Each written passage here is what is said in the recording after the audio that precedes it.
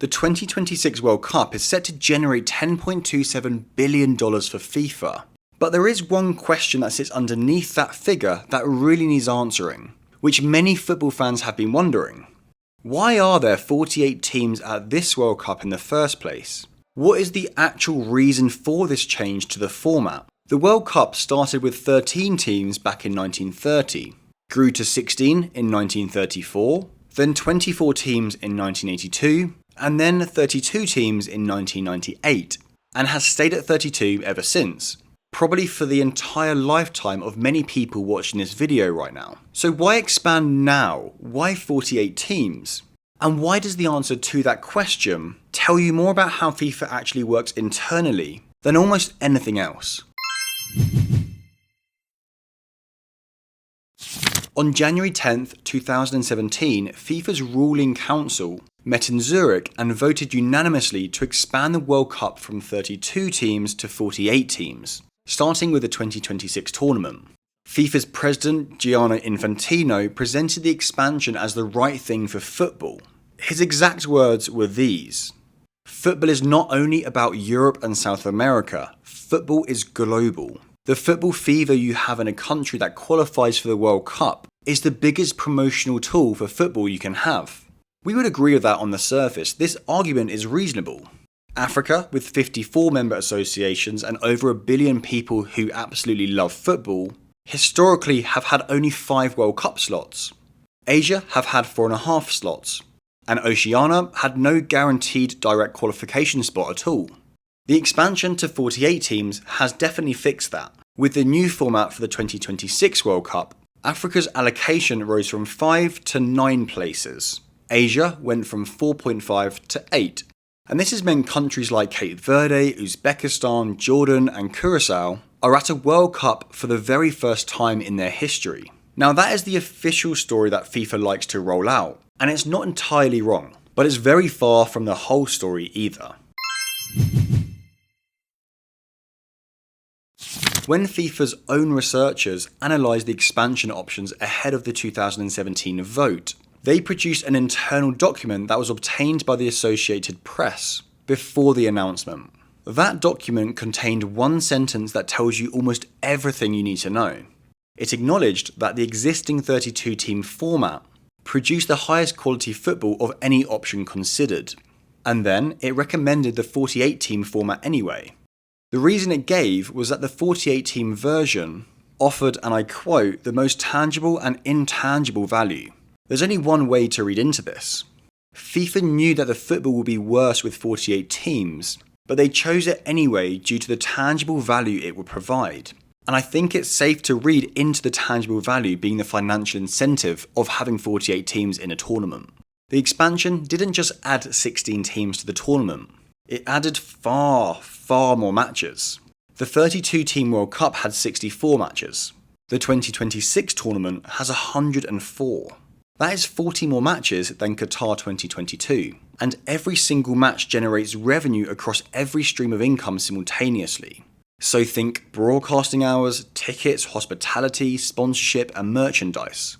Qatar 2022 generated $5.77 billion in the tournament year across 64 matches. That works out at around $90 million per match. As we discovered in our last video, the 2026 World Cup is projected to generate $10.27 billion across 104 matches. This works out at approximately $99 million per match. So 2026 generates more per match and there are 40 more matches. Now you have to understand, this is a match made in heaven for FIFA. When Infantino announced the expansion, FIFA projected it would generate $640 million in additional profit, above what a 32-team tournament would have made. Given that the 2026 World Cup is now on course to generate $10.27 billion, compared to the $5.77 billion made in Qatar, those projections turned out to be extremely conservative.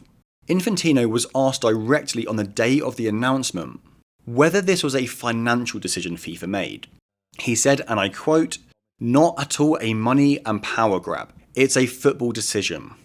We've spent the last 2 videos showing you exactly how much FIFA makes and where it goes. So feel free to watch that video so you can decide for yourself whether that quote holds up." FIFA's original 2017 plan was 16 groups of 3 teams, and this produced 80 matches. Now this created an immediate problem that anyone with football knowledge recognised straight away. In a group of 3, the final match day cannot be played simultaneously, so one team will always have to sit out the last game. The 2 teams playing know exactly what result they both need to advance, and can technically just agree to play for that result.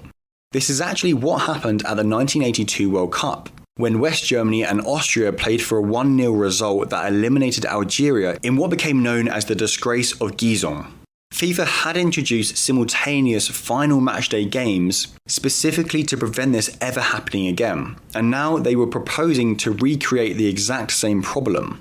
In March 2023, FIFA abandoned the 3-team group format and switched to 12 groups of 4 teams instead. So this solved the sporting integrity, but it did lead to something else. Switching from 16 groups of 3 to 12 groups of 4 increased the total matches from 80 to 104. This means an additional 24 games of football. FIFA's own statement said the revised format mitigates the risk of collusion and ensures all teams play a minimum of 3 matches. Now both of these points are true, but what it did not mention is that it also added approximately 2.4 billion to FIFA's revenue. So FIFA fixed a sporting problem in a way that happened to be worth 2.4 billion in their pockets, which as we know goes straight to their organisation in Switzerland. Whether that was the primary motivation or a fortunate coincidence is really a question only FIFA can answer.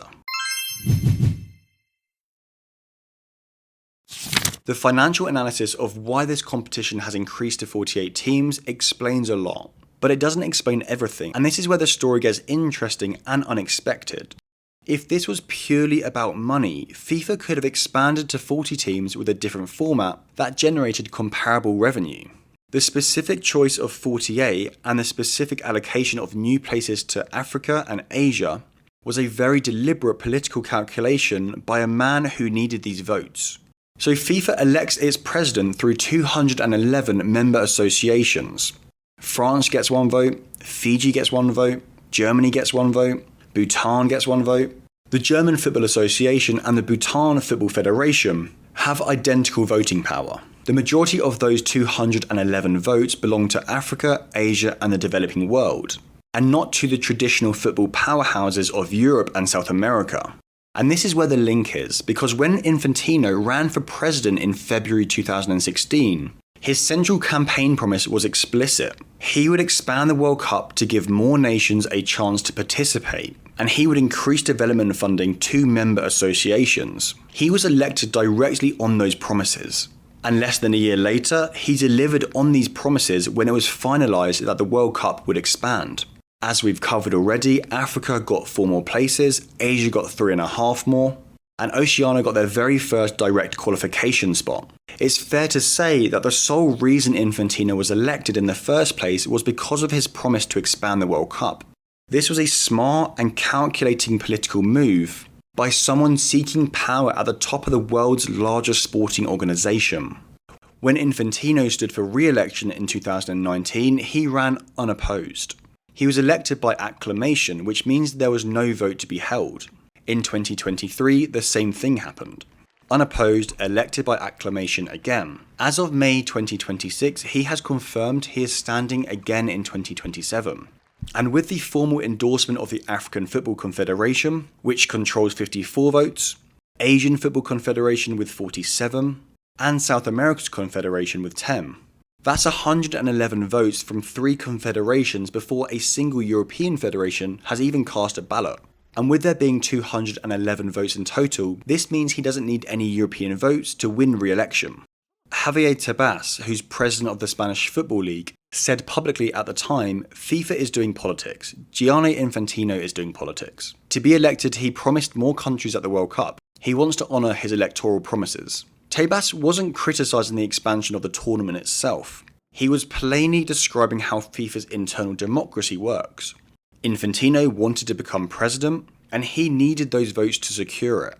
And the expansion of the World Cup helped deliver victory to him. So what is the real reason FIFA expanded to 48 teams? Honestly, it was three things at the same time, and none of them completely cancels out the other. First, it has to be said it was a financial decision.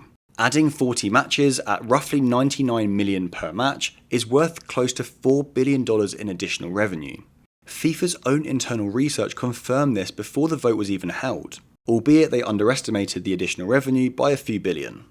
Second, it was a political decision. The expansion delivered World Cup places to the federations whose votes Infantino needed. Those same federations have re-elected him 3 times without opposition, and are all lining up to do it again. And then thirdly, it genuinely did give smaller nations something real. Think about Cape Verde, Uzbekistan, Jordan, and Curacao. These countries are at a World Cup for the very first time, which is honestly difficult to hate on. For their players and their supporters and their country, that surely matters in ways that arguments about spectacle and revenue don't really touch. The question is whether those three things are separable. Was the expansion a good thing for global football that also happened to make FIFA billions and secure Infantino's presidency indefinitely? Or was it a financial and political calculation that also happened to benefit some smaller nations as a byproduct? And we can look to FIFA's own internal research for this, because they recommended the option that made the most money while acknowledging it produced lower quality football. I'll let you come to your own conclusion with the information that you've been given. In the next video, we're going deep on something that really has angered football fans, myself included, all over the world during this tournament: the ticket prices. How did we get here? Who is responsible? And is this actually a scam? So we'll see you in the next one for another deep dive.